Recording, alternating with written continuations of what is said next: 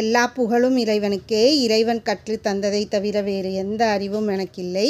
இன்றைக்கி எதை பற்றின பதிவு அப்படின்னு பார்த்திங்கன்னா, திராட்சை பழத்தை பற்றின பதிவு. ஒவ்வொரு பழத்துக்கும் ஒவ்வொரு சிறப்பு அம்சம் உண்டு. அப்படி திராட்சை பழத்தில் பார்த்திங்கன்னா, நிறைய ஊட்டச்சத்துக்கள் இருக்குது.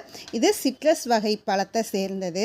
இதில் பல வகையான வண்ணங்களில் கிடைக்கக்கூடியது. சிகப்பு, இளஞ்சிவப்பு, கருநீலம், கருப்பு அப்படின்ட்டு அதே மாதிரி பல வகையான திராட்சை வகைகளும் உண்டு.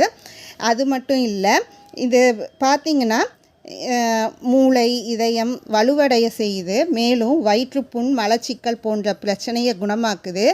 கர்ப்பிணி பெண்களுக்கு ஏற்படும் குமட்டல், வாய்க்கசப்பு போன்ற பிரச்சனைகளை தீர்க்கும். மேலும் இரத்தத்தில் உள்ள குளுக்கோஸ் அளவை சீராக்கி உடலில் கொழுப்பு சத்து சேர்வதை தடுக்கும். பித்தத்தை போக்கும். இரத்தத்தை சுத்தப்படுத்தும்.